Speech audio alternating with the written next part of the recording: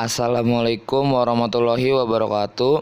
Perkenalkan, nama saya Reza Rusto Fauzi. Saya dari 12 IPA 1. Di sini saya akan menjelaskan tentang perjuangan melawan disintegrasi bangsa. Disintegrasi bangsa adalah terpecah belahnya suatu bangsa. Di sini ada dua faktor yang mempengaruhinya. Yang pertama adalah faktor dari luar dan faktor dari dalam. Faktor dari luar. Yang pertama adalah Belanda ingin menjajah Indonesia dengan melakukan agresi militer ke-1 pada tahun 1947 dan disambung agresi militer kedua pada tahun 1948. Selain itu juga Indonesia sangat mengusahakan penyelesaian masalah dengan jalur diplomasi. Diplomasi adalah usaha untuk menyelesaikan suatu masalah dengan jalur damai. Bentuk diplomasi yang sudah dilakukan, yang pertama adalah Perjanjian Linggarjati pada tahun 1946. Yang kedua adalah Perjanjian Renville pada tahun 1948. Yang ketiga adalah Perjanjian Ram Ryan pada tahun 1949. Dan yang terakhir adalah Konferensi Meja Bundar pada tahun 1949. Pada hasil KMB, bentuk Negara Kesatuan Republik Indonesia berubah menjadi Republik Indonesia Serikat yang tidak sesuai dengan Undang-Undang Dasar 1945. Sejak saat itu, UUD sudah tidak berlaku lagi dan hanya Undang-Undang RIS yang berlaku pada saat itu. Selanjutnya adalah faktor dari dalam. Karena faktor dari luar yang sangat banyak menimbulkan kerugian bagi bangsa Indonesia, maka dari itu banyak warga Indonesia yang melakukan gerakan separatis. Adapun gerakan-gerakan separatis yang bersangkutan adalah menyangkut tentang ideologi, menyangkut tentang kepentingan, dan menyangkut tentang sistem pemerintahan. Gerakan-gerakan separatis yang menyangkut tentang ideologi. Di sini ideologi ada banyak pemberontakan, yaitu yang pertama adalah pemberontakan DI atau TII. Yang kedua adalah pemberontakan PKI Madiun, dan yang ketiga adalah peristiwa Gerakan 30S PKI. Pemberontakan DI atau TII atau NII, Negara Islam Indonesia. Sebuah gerakan politik didirikan ini pada tanggal 17 Agustus 1949 oleh Sukamardi Marijan Kartosoewirjo di Tasikmalaya, Jawa Barat. Gerakan ini bertujuan untuk menjadikan Indonesia sebagai negara dengan dasar agama Islam. DI itu juga terjadi di Jawa Tengah, Kalimantan Selatan, Aceh, dan Sulawesi. Selain untuk menjadikan negara Islam, pemberontakan DII juga menolak Perjanjian Renville karena Perjanjian Renville mengharuskan Angkatan Bersenjata Republik Indonesia Divisi 1 Pasukan Siliwangi angkat kaki dari Jawa Barat ke Jawa Tengah karena Jawa Barat merupakan bagian dari Belanda. Kartosoewirjo melakukan penyerangan dan percobaan pembunuhan terhadap Soekarno karena menganggap Jawa Barat adalah bagian terpenting bagi mereka dan mengharuskan agama Islam sebagai dasar negara.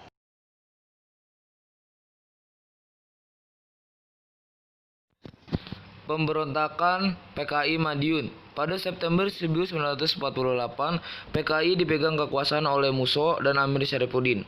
Amir Syarifuddin dianggap gagal karena telah menandatangani Perjanjian Renville yang banyak merugikan bangsa Indonesia. Karena itu, Amir Syarifuddin membentuk Front Demokrasi Rakyat yang melakukan propaganda anti pemerintahan. Pada mulanya aksi PKI berlangsung di Solo namun meluas ke Madiun. TNI selanjutnya berhasil merebut Madiun, Musso tertembak mati dan Amir Syarifuddin tertangkap dan dihukum mati juga oleh pemerintah.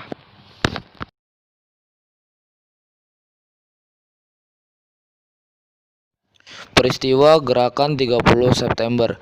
Peristiwa tersebut terjadi pada pergantian tanggal 30 September ke 1 Oktober 1965 saat tengah malam, yang biasa disebut juga Malam Jahanam.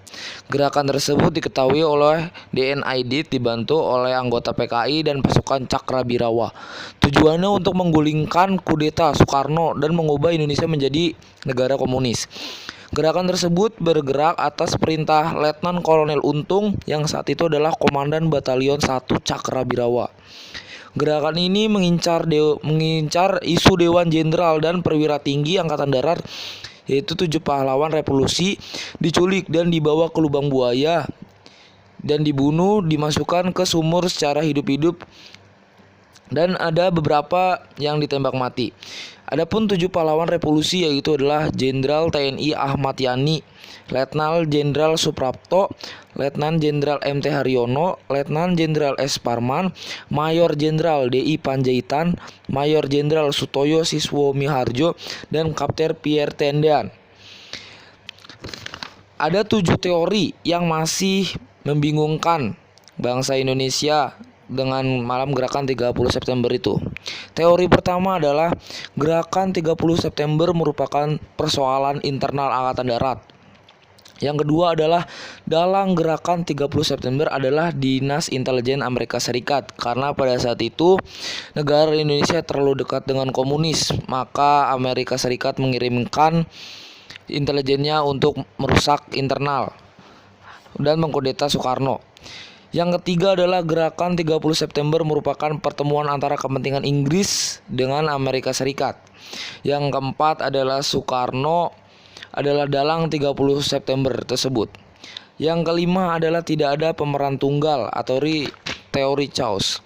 Yang keenam adalah Soeharto sebagai dalang gerakan 30 September untuk menggantikan posisi Soekarno sebagai presiden. Karena pada saat itu adalah selain 7 jenderal dibunuh, tidak ada lagi perwira tinggi Angkatan Darat yang tersisa, dan Soeharto berhak untuk naik jabatan sebagai presiden. Yang ketujuh adalah dalang gerakan 30 September adalah PKI.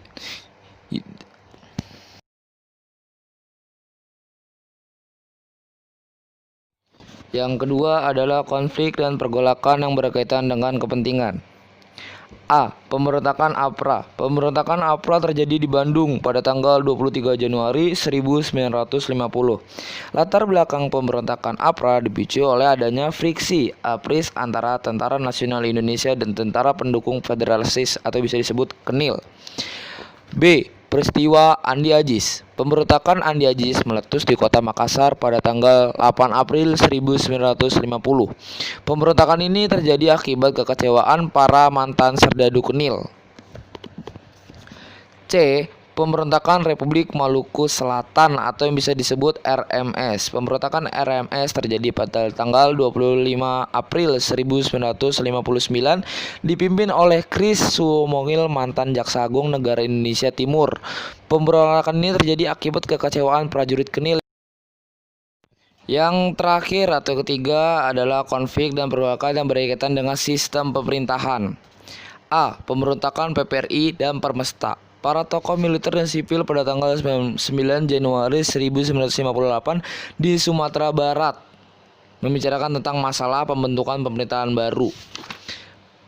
B. Persoalan Negeri Federal BVO. Latar belakang persoalan federal ini, konferensi membentuk Badan Permusyawaratan Federal atau BAFO pada tanggal 27 Mei karena Belanda tidak mau mengakui kedaulatan RI.